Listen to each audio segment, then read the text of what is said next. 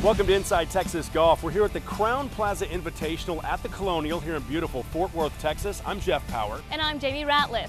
Cowtown, as it's known in the Lone Star State, has been the home of the Colonial since 1946. With its signature bentgrass greens, it has consistently been named as one of the best golf courses in the Lone Star State for about 75 years. And you know what? This is also home of the horrible horseshoe. Of course, Ben Hogan, holes 3, 4, and 5, named after him, the Hogan's Alley. He owned this course, did so well here, won 5 Colonial Invitationals. And you know, Jeff, I had a chance to discuss the history of the Colonial Country Club, which opened back in 1935.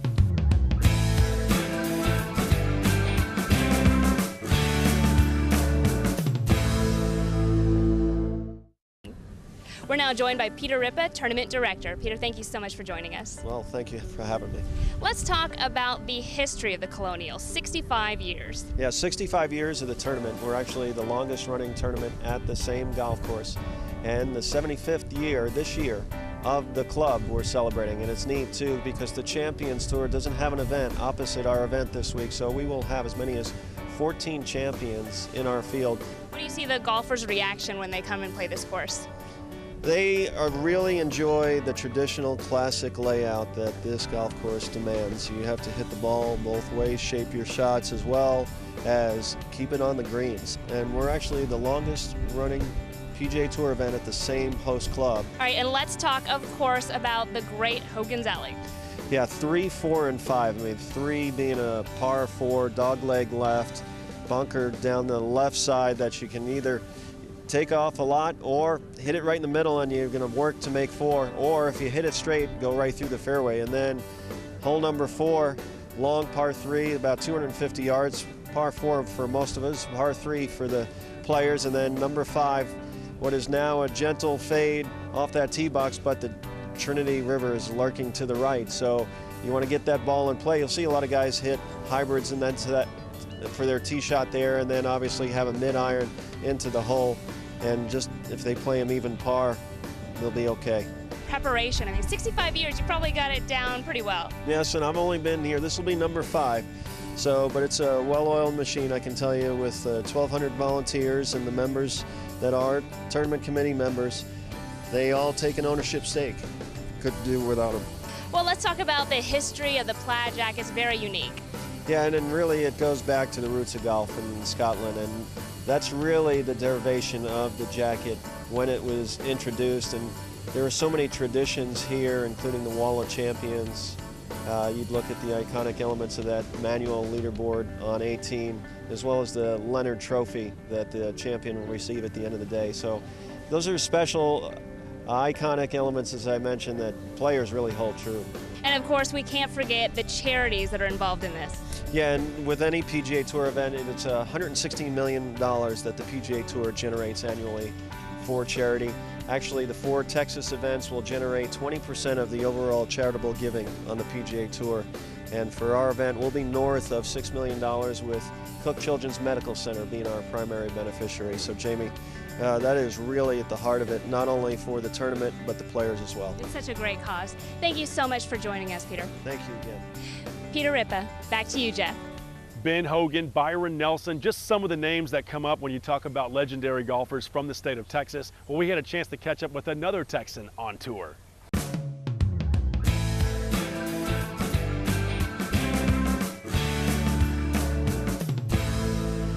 We're now joined by former Longhorn Mark Brooks, who is a Fort Worth native and 7 PGA titles, including that '96 PGA Championship. Take us through that in Valhalla in Kentucky.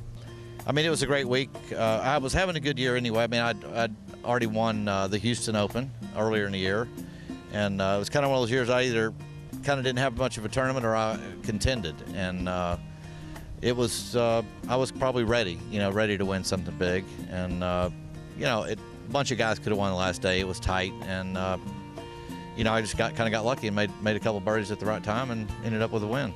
You were very successful in playoffs, and including in Houston, where you beat Jeff Maggart. Elaborate on that Shell Houston Open in '96. I just kind of remember little bits about it. Mainly that I putted really good that week.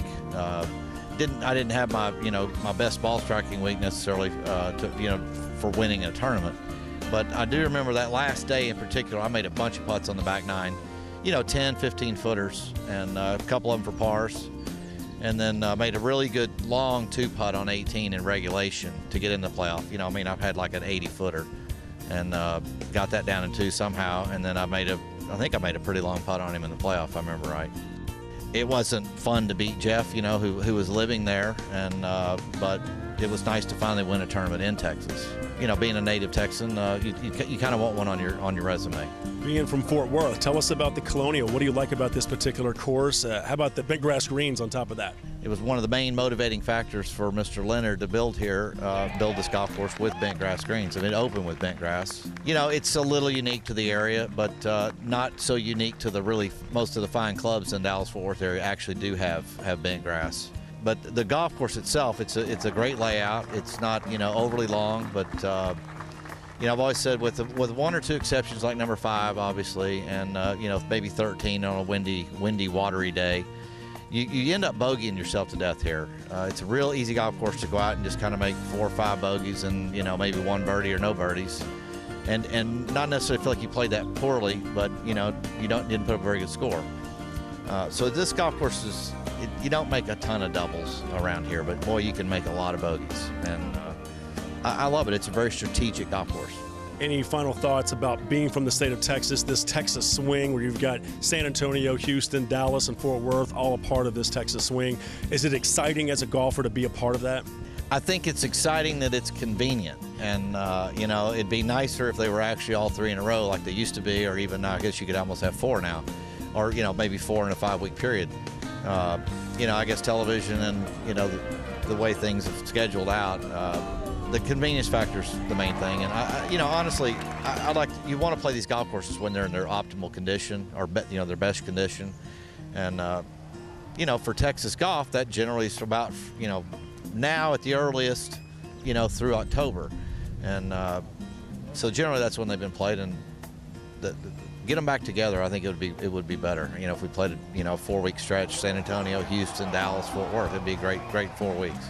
Mark Brooks, thank you very much. We appreciate it. You're welcome. Thank you. Former Longhorn, doing well. Back to you, Jamie. It's always good to fine-tune your short game in golf. Here's a tip to help save you some strokes on the green.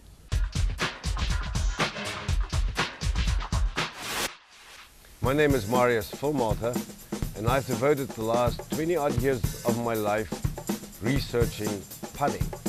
In the process, we've identified and pinpointed some characteristics that good putters do, and that distinguishes them from the rest of the pack.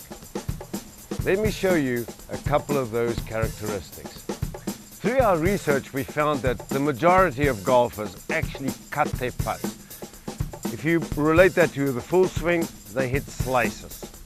Now, in putting, the ball doesn't really slice because it's rolling, it's on the ground, but it's still a cut putt. The problem with that is the ball leaves the club face out of balance. In other words, the ball is not rolling in balance. Now, to fix that problem, first start off and have a look at your posture. Most people that cut the putt tend to have the left shoulder lower than the right shoulder. They lean to the left, and that promotes a up, outside, and down, inside putting stroke. And that's where the cut comes from. Correct your posture. Make sure the left shoulder is higher than the right shoulder. That promotes the club to travel a little bit more inside on the backstroke. That promotes a much better roll on the ball. It'll keep the track, and you'll make more putts. My name is Marius Fulmalter. For more information about the characteristics of good putters, go to my website, mariusgolf.com, and keep rolling them. The golfers make the most of their time in the Dallas-Fort Worth area for 2 weeks, with the Byron Nelson just down the road in Las Colinas right after the Colonial. Hey, coming up on the show, we're going to introduce you to an Austinite who's been bouncing around the PGA Tour for about a decade. Inside Texas Golf continues from Fort Worth in a moment. Introducing the G-Glove, the best way to keep your golf club grips dry and clean while you play. Wet grass, sand, dirt, and mud all reduce the effectiveness of your club grips when laid on the ground. G-Glove is flexible and fits into your pocket or golf bag. Slides on real easy, I can use it for one club, I can use it for two clubs. I've been caught in the rain with G-Glove, and it's not a problem. With the G-Glove, I can lay my clubs down anywhere. G-Glove, it fits every club in the bag. G-Glove is only $9.99. Protect your grip while you play. Order your G-Glove today. The Dunes Condos in Port Aransas invites you to enjoy relaxation in one of 85 fully furnished 1, 2, and 3 bedroom suites with maid service. From the spacious pool and jacuzzi to the tennis courts and exercise facilities, come enjoy the closest condos to the water. Whether it's golf at the Arnold Palmer designed Newport Dunes or tossing in a line off the 1,200-foot Caldwell Pier, come get away from it all while rejuvenating in front of spectacular views. The Dunes Condos. Stay 3 and the next night is free. Welcome back to Inside Texas Golf. We're here at the Crown Plaza Invitational at the Colonial here in Fort Worth. You know, it's been an exciting year for golf at all levels, with the UIL State Tournament crowning another 10 state champions. Yeah, in fact, we had a repeat champion in Class 4A with Montgomery. We also had Lake Travis winning in Class 4A. On the boys' side, Mansfield takes care of business in 5A, and also on the girls' side, it was the Westlake Chaparrals. Here's a recap of the UIL High School State Golf Championships. Dallas Jesuit senior Jordan Spieth is in a world all his own when it comes to high school golf, especially when you consider he's played in back-to-back HP Byron Nelson PGA tournaments in Las Colinas. So how did he fare in the 5A golf tournament, you ask? Well, how about rounds of 68 and 64, including 4 straight birdies on the back 9 in round 2 to shoot 12 under par for the tournament. More on him in a moment. Perhaps the shot of the 5A tournament belonged to McCallum Memorial's Pepito Gonzalez. His second shot on 18 from 200 yards out stops within 2 feet of the hole. The tap-in birdie helps him finish tied for 18th. Austin DeGrath of Fort Bend Clements shot rounds of 69 and 70 to tie for second at 5 under par with Colton Crawford of Mansfield, whose team won the team title over McKinney Boyd and Southlake Carroll by 6 shots. Spieth ran away with the individual title, though, winning by 7 shots to become the first player to win 3 straight 5A boys golf titles. Line up and get your autographs. My goal was to stick to my original plan, just to step up on each tee box and pick a plan and make a birdie on that hole. And fortunately, 8 times today, it worked out for me. On the girls' side, Austin Westlake sister duo of Sierra and Mariana Sims were challenged by El Paso's Alexia Heiss, who led after 1 day at 3 under par, but would finish second individually, tied with Allen's Maddie Zerzik at 2 under par. Sierra Sims shot a bogey-free 68 in round 2 to win by 3 shots. Westlake also took the team title as well by 15 shots over Eastwood. The 68 is the best I've had on this course, and it was really great. This is the second time we've won a state championship and in a row, and it's just amazing. More drama in the boys and girls 3A titles as the individual championships went to a playoff. On the boys' side, Staten Lindemann of Lampasas and Sean Romero of Texarkana Pleasant Grove went to a playoff, with Romero winning. Prosper won the team title. Taylor O'Rear of Salado and Sarah Black of Andrews needed more than 18 holes as well. Black's third shot in the playoff stops within 4 feet of the hole. O'Rear can't make her par putt, setting the stage for Black, who wins the individual, and Andrews won the team title as well, 40 shots over Burke Burnett. To give you an idea how the wind affected the golfers in Class 4A and 2A here at Jimmy Clay and Roy Kaiser golf courses in South Austin, only 6 golfers were actually below par in either round out of 192 golfers. In Class 4A, it's uncharted territory for the Montgomery Lady Bears, who made it 10 state titles in 11 years with a 36-hole team score of 617, 11 strokes ahead of Lake Travis. That means Montgomery head coach Rusty Harridge will have to start putting rings on his toes. We compete hard. When we have adversity, we know it's coming. You know, we expect it, we deal with it, and we move on. And I think that's why we've been able to come up and have this run of championships. Magnolia High School. Kendall Anderson won the individual title by 2 strokes. The Lake Travis boys won the 4A title with a 596 two-day total, 7 shots ahead of Highland Park. Joe Beck III sank this birdie putt on 18 to take the individual title as well. I'm so proud of Lake Travis. We've been working for it all year, and we just wanted to follow in the footsteps of football and volleyball, and We did it. Everything, all of our hard work paid off. In Class 2A, Tyson Turnbow of Muleshoe won the individual honors by 5 strokes and was even third in tennis earlier in the day. Oh, it feels good to go out on a good note. So. Wall High School won by 20 strokes over Weimer White, who finished second. Boys are great. They're tremendous golfers. You know, the community deserves this because their parents do a lot of hard work, and I couldn't have a golf program without them. So it feels tremendous we can bring the trophy back to Wall. Tuscola Jim Ned won the girls' title by 3 strokes over Cameron Yo. Elizabeth Chavarria of Sonora took the individual honors with a 2-stroke victory. I feel very relieved now, and I feel good about myself. Class 1A golf was held at Morris Williams Golf Course in East Austin, where Baird High School has continued to dominate for years on the girls' side, winning by 21 strokes over Grapeland to take the state team title. Alex Neal won the individual honors representing Baird High School, and Robert Lee High School won the boys' team title in Class 1A by 34 strokes over second-place Seymour. Logan Philly took individual honors with his teammate at Robert Lee, Hayden Dillard, finishing second overall.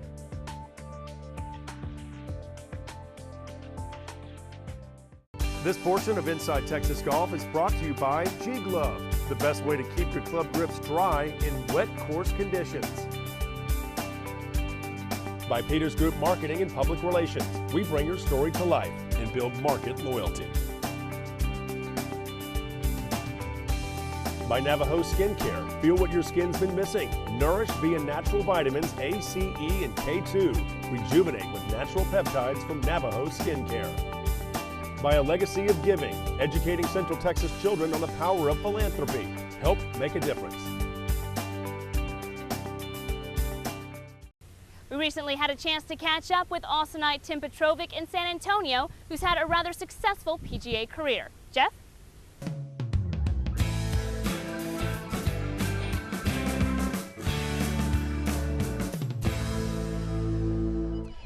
We're now joined by Austinite Tim Petrovic, moved from Florida, the Tampa area, went to Hartford, been all over the country. How do you like Austin? We love it. We've been there 5 years, and you know, I like a lot of music, and it kind of made sense to move over there. And you know, my wife's whole family lives in Texas, so and we didn't have any family in Florida. We wanted the kids to be closer to their cousins. But we've been there 5 years. We love it. We love it. It's a little colder in the winter and a little hotter in the summer. But we moved in. We love the music. We love the barbecue, and you know, all the restaurants are good. The people are so nice, and yeah, it's hill country. We got a couple lakes we can go and go check out, and there's just a lot to do. Sure, barbecue, music, can't beat it. Barbecue, music, water, a little bit of golf mixed in. Yeah, you can't beat that. Tell me a little bit about your career. About 10 years now. You had a pretty good class on the nationwide tour. Tell me about that.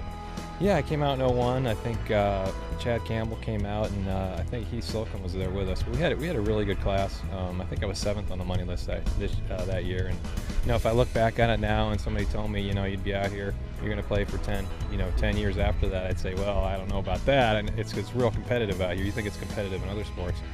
There's a fine line there.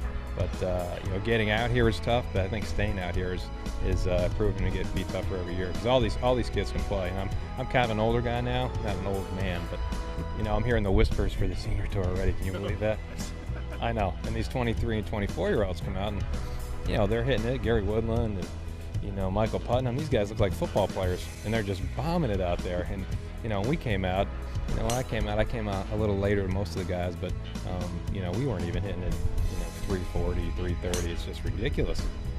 We saw you at the Shell Houston Open, and the grass there at Redstone was just immaculate. It was perfect, wasn't it? Yeah, I think those will probably be, if you go Houston then Augusta, I think those will probably be the 2 best putting surfaces we might have all year. And they just set it up, and they kind of set it up for the guys that were going to play in Augusta the next week. They set it up. They mowed all the fairways back from the greens towards the tees. We only had about 1 inch of rough. And the greens, they weren't quite as firm as they could have got them. And I think that if they'd been a little bit firmer, you might have seen like a 10 and 12 under win. instead of like, you know, Phil Crazy 19 under or whatever it was. I think down in Texas you get a mix of both. You get the rye, you get a little bit of a little flavor from the north and the south here. And the wind, how about that? Always a struggle in Texas. Well, the guys are asking me, and you know, today it's blowing about 10 miles an hour, and I said, no, this is a calm day. It is hill country, and we're on top of the hill, so that you're gonna get wind up here. Tim Petrovic, Jamie, let's send it back to you. Thanks, Jeff. Hey, don't forget, we've still got another golf tip and an interview, plus our trivia question when Inside Texas Golf continues from the Colonial. This portion of Inside Texas Golf is brought to you by Peters Group Marketing and Public Relations. We bring your story to life and build market loyalty. Are you ready for some summer fun? La Quinta Inns and Suites in Cedar Park wants to get your vacation off to a great start. It's the Stay, Play, and Don't Pay for your 4th business day vacation fun pack. Located minutes from Cedar Park Center, Del Diamond, and Valente Beach, La Quinta Inns and Suites in Cedar Park is the perfect location for family fun with a business-like approach. Come visit one of the greenest hotels in Texas with a solar-powered indoor heated pool and jacuzzi next to a full furnished exercise room to keep you looking good and feeling great this summer. Welcome back to Inside Texas Golf from the Crown Plaza Invitational at the Colonial here in Fort Worth. Hey, when it comes to Texas golf, few have played it better than Ben Hogan and Byron Nelson. Legendary golfers right here, in fact, in the Dallas-Fort Worth area, but we recently had a chance to catch up with another Texas golfer on the PGA Tour.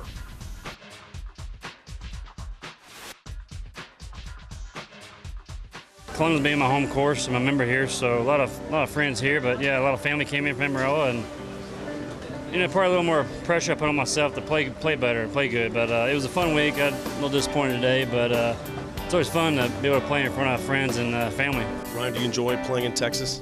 I do. You know, obviously, I'm a born and raised Texas guy in Amarillo, and probably pressure myself a little more playing in Texas because a lot more friends and family make it out to these events. But I love this golf course, love Colonial and its members, and I'm glad to be a part of it. You know, that's the goal, is to win in Texas one time. Can you talk about playing in the Lone Star State? Obviously, wind is always a factor. There was the bent grass greens at the Colonial, and some of the other courses all have different ways of playing them. Tell me why you think you play the Texas courses well. You know, when you're home, you're always more relaxed, I guess. But I seem to pressure myself more at home. Maybe we're over that home, and we're having more fun in Texas now. Can you touch on your goals and where you're at right now in your career? Yeah, obviously my goals each and every year is to get better. That's been my main goal since I started playing, is make sure each year I do something and I progress in my game and to win, obviously. But this year the big goal was to join Captain Fred Couples in the President's Cup, and then of course we've got the Ryder Cup coming next year, especially as close as I got this year or last year for the Ryder Cup. So those are some big goals of mine at the moment, and to keep competing in the majors. Okay, very good. Good luck to you. Yeah, thanks a lot. Ryan Palmer. Welcome to Twin Lakes. My name is Randy Wade. I'm the head golf professional here at Twin Lakes Golf Course. On the property, we have a 1,000-acre tree farm that surrounds a 200-acre golf course. 18 beautiful holes. Of those 18 holes, any one of those holes could be a signature hole on any golf course in Texas. Here we sit next to the 18th green, which is probably if we had to pick a signature hole, would be our signature finishing hole. It's about 382 yard par 4, and as you come down the sloping hill, it's about 260 to the water's edge. Then you carry another 130, 140 over to the green, which is against a backdrop of beautiful trees and flowers. On the course, you'll find that we have very large greens, very undulating, a little speedy at times, different times of the year, but always in excellent shape. We have a lot of rolling hills, which is kind of unnatural for East Texas. The course was designed by Robert Hay, who designed a couple other courses in the area. He did a marvelous job putting this together. It's kind of unique that you have some blind shots, some of the par 5s, that we've got a 600-yard par 5 that the landing areas have some traps that will jump up and get you if you're not careful. We have GPS in our carts for that reason, so our golfers, as a service to them, can pay attention to the distance to the landing areas. When you come to Twin Lakes, it's always in excellent shape. We have 2 natural lakes here that have a natural aquifer that feed our lakes, and we have plenty of water to keep things green. It's lined by a 1,000-acre tree farm, and it was built in 1999, and it's just a beautiful place. When you drive in County Road 4205 with the big sign, Twin Lakes Golf Course, Twin Lakes Nursery, you're not there yet. You're still about a mile away from the pro shop. And you follow the signs back and you get to the entrance, and it's a beautiful entrance, and there's flowers, and and you drive down the road. You kind of get a Augusta feel as you drive into the golf course. You pass number 7 tee box, you pass number 6 green, and you wind around back around the lake, and then you arrive at the pro shop, and really the pro shop is kind of at the bottom of the hill and below the golf course. So it's a unique feel driving in, more Augusta-like with a tree-lined road. So we want to invite everyone out. You don't always need a tee time at Twin Lakes, but we prefer you make one. So we know you're coming. You'll always be greeted with a smile and great Canton hospitality. Where the challenge meets beauty is Twin Lakes. That's what makes it special.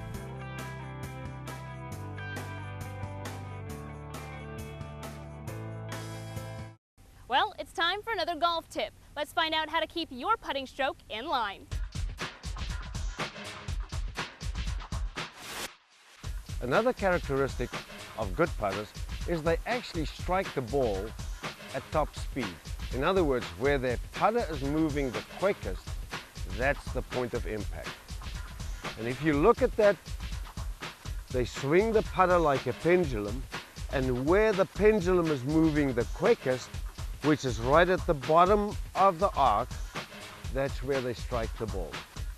So make sure that your backstroke equals the stroke after impact. The club moves back a certain distance, and after impact it should move the same distance. In other words, you strike the ball in the middle of the movement. For more information about the characteristics of good putters, go to my website, mariusgolf.com. Keep rolling then.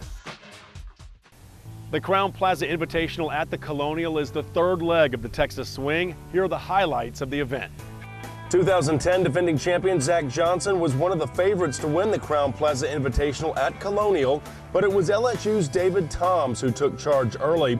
Despite losing a 7-stroke lead Saturday, Toms regained his composure Sunday, surpassing third-round leader Charlie Wee to win his first PGA event in over 5 years with a final round 67. We caught up with the 44-year-old Toms, who accepted his $1.1 million check to earn his 13th PGA victory. Thinking good, confident, hitting a lot of good golf shots. Made some putts this week was the difference. LSU fans and what they mean to you? Oh, you know, they support me wherever I go, and I was lucky this week. I'm close to home, and we have a lot of alumni in the DFW area. They were out here supporting me, pulling for me, and in the end, I think that's what got me over the hump.